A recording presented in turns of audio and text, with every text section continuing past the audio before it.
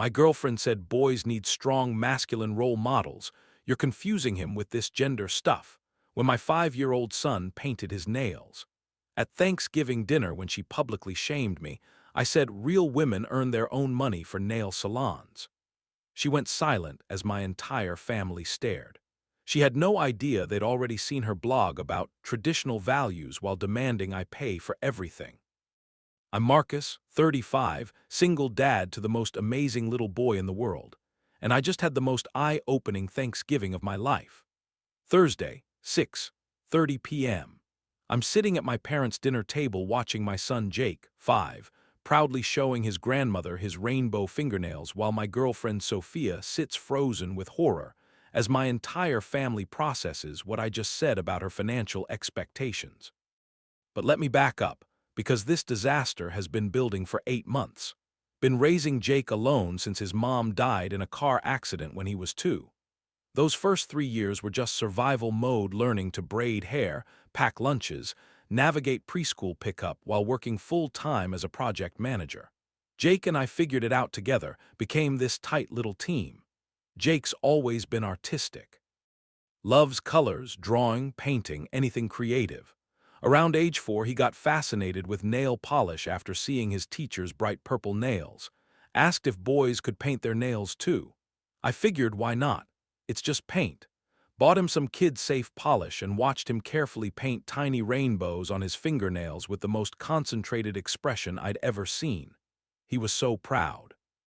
Met Sophia at Jake's school carnival 7 months ago. She seemed great with kids, laughed at Jake's jokes. When she asked me out, I was honestly thrilled. Dating as a single parent is complicated. Sophia seemed different, said she admired single fathers, understood the challenges. I want to get to know Jake slowly, she said. Kids need stability. Those first few weeks were good. When Jake showed her his nail polish collection, she smiled and said, "Wow, you're really creative." Looking back, I should have noticed she never complimented the actual nail art. Around month 2, Sophia started making subtle observations. Some people might not understand his choices, she'd say. Maybe worth considering how other kids might react. Made me second-guess myself. Was I setting Jake up for problems? When I asked Jake's teacher, Mrs. Rodriguez laughed. The kids love it. They ask him to paint theirs during art time. But Sophia's comments continued, started suggesting alternatives whenever Jake wanted nail time. What about playing catch instead? The timing felt pointed. Month 3, Sophia started her blog about strong family structures and clear role models. One post titled "The Crisis of Modern Boys" discussed how confused messages were affecting young children. When I asked if these posts were about Jake, she said, "I write about general trends. Just because I have opinions doesn't mean I'm criticizing your parenting." But every blog post followed a weekend where Jake had done something she didn't like. Month 4, Sophia moved in. That's when her true opinions came out. "Marcus, we need to talk about Jake's nail polish situation," she said our first morning living together. "It's confusing him. Boys need clear examples, especially from single fathers. He's 5, he likes colors and art. Other kids are starting to notice. Other parents are talking. You don't want him labeled as the weird kid, do you?" The phrase "weird kid" hit hard. But when I paid attention to other parents' reactions, I couldn't see any negative looks. If anything, people seemed charmed. Sophia kept insisting I was missing social cues. "You're too close to the situation. As an outside observer, I can see things you can't." Made me doubt my perception of reality. Month 5, Sophia started buying Jake different toys, tool sets, sports equipment. She'd present them as alternatives to his art supplies. "He's not interested," I told her, "because you haven't encouraged other interests. He defaults to art activities because that's what you've reinforced." Made me feel like I'd been doing something wrong for years. Month 6 brought escalation. Sophia started making comments in front of Jake. "Big boys don't usually paint their nails, sweetie. That's more of a girl thing." Jake would look confused. "But Daddy said it's just art." "Well, sometimes daddies need help knowing what's best for little boys." But here's what really bothered me while Sophia lectured about proper roles. She had very different expectations for herself. She hadn't worked since moving in, claiming she needed time to build her blog brand. I paid rent, utilities, groceries, her car payment. When she wanted salon appointments for nails, hair, and facials, I covered those too. The irony was lost on her. She wanted Jake to follow certain expectations while I fulfilled the provider role. But God forbid my son enjoy the same nail art she got professionally done twice a month on my dime.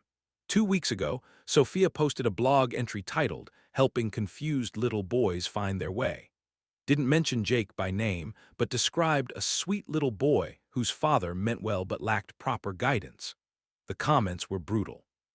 Her followers praising her for stepping up to help a confused family.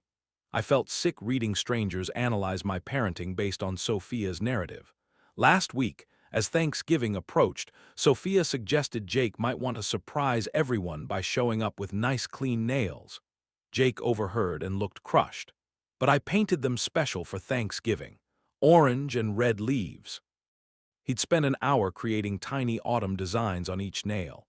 "Those are beautiful, buddy," I told him. "Grandma will love them."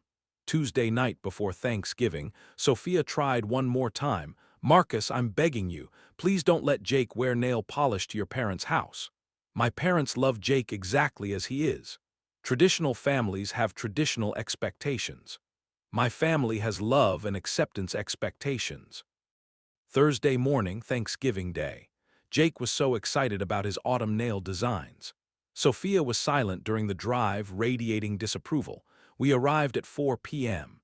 Jake ran straight to my mom. "Grandma, look, I painted autumn leaves." Mom's face lit up. "Jake, those are gorgeous. Did you do those yourself?" Dad came over, examined Jake's handiwork. "Those look professional, kiddo. You've got real talent." As extended family arrived, everyone continued praising Jake's nail art. My aunt called them adorable. My uncle asked about his technique. My cousin wanted to learn the leaf design. Nobody questioned it. Nobody exhibited any of the negative reactions Sophia had predicted. Around 6 p.m., we were seated for dinner. Jake was showing his cousin his nails when Sophia suddenly spoke up, loud enough for the entire table. "You know, Marcus, this is exactly what I've been talking about. Boys need strong role models. You're confusing him with this gender stuff." The table went silent. 20 people stopped eating and stared. My mom looked confused. "Confusing him how?" "Nail polish is for girls," Sophia said firmly. "Jake needs to understand appropriate boundaries. This is why kids today are so confused." Jake's face fell. He looked uncertain whether he'd done something wrong. "There's nothing confusing about art," my dad said quietly. "Real fathers teach proper roles," Sophia shot back. That's when something clicked. All the months of manipulation and financial dependence while lecturing about traditional values. I looked directly at her and said, loud enough for everyone to hear, "Real women earn their own money for nail salons. Maybe focus on your own expectations." Sophia went white. The table was dead silent. "What's that supposed to mean?" she whispered. "It means you've spent 8 months criticizing my son's nail art while I pay for your professional manicures twice a month, along with your rent, car payment, groceries, and everything else." My mom's eyebrows shot up. My dad looked between us with growing understanding. "You lecture about traditional roles while expecting traditional provider benefits. You want Jake to follow expectations while you ignore your own." Sophia was frantically looking around the table. "That's completely different," she stammered. "How? You post about traditional family values on a blog I financially support while you live off my income and criticize my parenting." I pulled out my phone. Here's her latest post about helping confused little boys, written about my son while living rent-free in my house. Started reading aloud. "Sweet little boys need gentle correction toward appropriate expression. Fathers who enable feminine behaviors are failing their duty." My mom reached over and took Jake's hand. "Your nails are beautiful, sweetheart." Sophia's face was getting redder as I continued. "She posts about traditional values while I fund her non-traditional lifestyle of not working." My aunt couldn't stay quiet. "Wait, you don't work, but you're criticizing how he raises his son." "I'm building a business," Sophia said weakly. "A business criticizing his parenting while he pays your bills. 8 months of financial dependence while lecturing about roles," I said. 8 months of making my son feel ashamed while getting your own nails done on my credit card." I turned to Jake. "Buddy, there's nothing wrong with your beautiful nail art." Jake smiled and went back to showing his cousin his designs. "Marcus, you're making this about money when it's about Jake's development," Sophia said desperately. "It's about hypocrisy. You can't demand certain behaviors from my son while rejecting responsibilities for yourself." My mom jumped in. "Sophia, Jake's nail polish never bothered anyone except you." "I understand loving children exactly as they are," Mom said firmly. After dinner, my dad pulled me aside. "That boy is happy, creative, and loved. What's confusing about that?"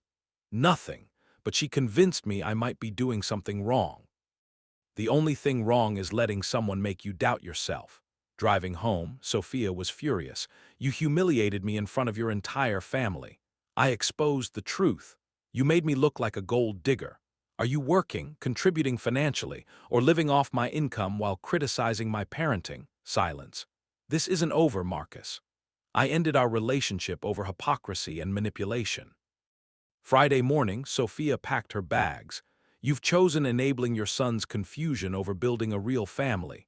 I've chosen supporting my son's happiness over someone who wants to change him." She left that morning. Jake asked where she went. "Sometimes grown-ups discover they want different things. Can I still paint my nails?" "Always, buddy. They're your nails."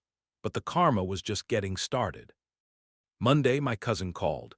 "You need to see Sophia's blog comments. It's going viral for all the wrong reasons." The family dinner story had spread. Someone screenshot her traditional values, posts alongside her demanding I pay for salon appointments, and it exploded on social media. Comments were brutal. "Imagine criticizing a 5-year-old's nail art while getting your own nails done on his dad's dime." Her follower count dropped from 15K to 3K overnight. Tuesday, Jake's teacher pulled me aside. "Jake's artistic expression has inspired half my class to try nail art. You made the right choice." Jake came home excited. "Tommy's mom wants to know where you buy my nail polish." Wednesday, Sophia's sister called.